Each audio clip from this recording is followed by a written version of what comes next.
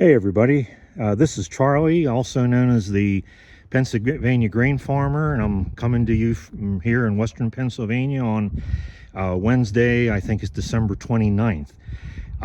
This is my first video after my official launch video, and I'm up here near what I call the red shed, but what you're looking at right now is the barn that we have. It's a 50 by 70 that was built back in the 1800s. There's the old corn crib left over from the days when I used to pick my corn. And this is a shed that my dad and I built in 1973. I use it to store a couple wagons, a couple old tractors, and up on the upstairs part of it is where I keep my straw. And then this, and there's the old milk house. And then this is a building that I built 3 years ago, well, 3.5 years ago in 2018. It's a 50 by 70 machine shed slash shop. There used to be what I think was the original horse stable on this farm was there, with a bunch of lean-tos, and they were just in a bad state. I couldn't fix them anymore. They were too small for me to really put anything in. So the time had just come for me to tear it down and build this. So in future videos, when I refer to the red shed, this is what I'm talking about. This is where I store the bulk of my equipment, except for tillage stuff and hay wagons and things like that you know, really won't fit in there. And probably a lot of my videos will be coming from there. So I just wanted to give you a little view of what it looks like up here on the farm. And so let's go inside now, because the real subject of this video is an Oliver 77 that I wanted to do a little walk around with. So I'll see you in a minute. Okay, everybody, we're back here in the red shed, and this is the Oliver 77 I was telling you about. I decided to cover this one in a video first because in one of the two earlier videos I did, I had done, I guess, an accidental, unexpected video on this tractor when I was working on the water pump last week. So I thought, since I'd already shown it, I probably ought to, you know, do something a little more in depth on it. But this is an Oliver 77 row crop. It was made in 1954, and it was bought that year brand new by my dad. Now, actually, to say it's a 77, I guess it's mislabeled, because this was one of the last, quote, 77s made. And as Oliver enthusiasts are probably aware, 1954 was the switchover year when they went from the 77 to the Super 77. And when my dad bought this at the local Oliver dealer, they told him that, you know, when it came from the factory, it had a Super 77 engine in it. So it must have been a case where they were doing a switchover. They had Super 77 engines already, but they still had regular 77 frames. So again, from the factory, that's what this had, was a 70. You can see it's a 77 frame, because the Super Series was flat in the front and on the sides, where the regular 77s weren't. So it has the Super 77 engine. The normal 77 is supposed to have 32 horsepower on the drawbar and 37 horsepower on the belt pulley.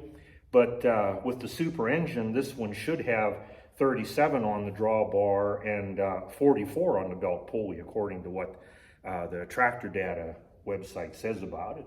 And it should weigh somewhere between 42 and 4,500 pounds. But as I had mentioned in one of my other videos, this tractor is older than I am, and it was on the farm before me, so I fully expect it to outlive me. So let me take you for a little bit of a walk around on this thing, and I'll show you a couple things about it. Okay, as you can see, this 77 it is a row crop. It has a narrow front, which is what most of the tractors had back at the time whenever this was made. The wide fronts weren't very prevalent as as they are now. And in fact, now I have 3 tractors that have wide front ends. But that narrow front's great, especially for backing things up, like backing wagons. Really a lot handier than a wide front is. But it has a narrow front. I did get the water pump changed in it last week. I got that all buttoned up. And because I had had a glass pack in here for about 30 years, serving as the muffler, that had rusted off, and I found that when I was taking the tin work off to do the water pump, so I ended up putting a new muffler on it too. The tin's all pretty straight, it's all original. This tractor was restored by my good friend Joe, the Oliver mechanic, back in 1996, so it has 25 years on the restoration, so the paint's a little bit faded, not too bad, and it's chipping here and there, but overall it's in pretty good original shape. Now, a couple features about this. For one, if you look here at the hydraulics on the left side, you can see that I have this plumbed a little different than probably what most people have, because I use this tractor to spray. I have a Hardy sprayer, a 300 gallon sprayer, and it has a hydraulic cylinder in the back to lift the boom, but it's a single acting cylinder. So I had to figure out a way to plumb this this side of the hydraulics for single action.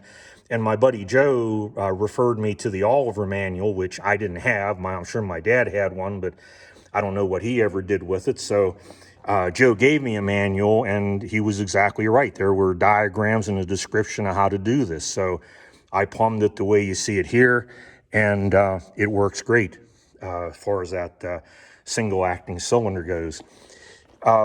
Here's something you might find funny. This has International Harvester wheel weights on it. I do have 2 International Harvesters. I have a little C and I have a Farmall H. And I believe it was a Farmall H that my dad traded in on this tractor. So he had some wheel weights. So since he already had them, he thought he'd just put them on. And I've had friends that said, take those Farmall wheel weights off of there. But my dad put them on. I don't have the heart to take them off. So they're staying right where they are. But there are 2 of them on each of the rear wheels. Here was something that my dad also added on the drawbar. He added this X-frame. I don't know exactly why. He did that before I can remember, so I'm sure he must have had a good reason for it. Your typical 77 or 88 or Super doesn't have it. This is a Super 88, which I'll show you in another video, and you can see it has these side braces like the 77 does, but doesn't have that X-frame. So again, what he was trying to do there, I'm not exactly sure. We had an umbrella on here at one time for when we were baling hay, just to give us a little bit of shade, but the umbrella went by the wayside, but the holder is still there. Another thing that you might find interesting is when you look at the hydraulics here. When my friend Joe redid this tractor in '96, he asked me if I wanted these Super levers on there, and I said, why? And he said, well, and I hadn't really thought about it, the original hydraulic levers on the 77s were really short. They were probably about this long, and they were really inconvenient to use. In fact, most of the time we used the right-hand side of the hydraulics, and my dad had clamped like an extension rod on there so that we could reach it without having to bend way forward. So when Joe had everything apart, he said, how about I just put a set of Super, a lid from a Super with the Super handles, and he said that'll make it a lot easier for you to use. So that's why it has those handles on it.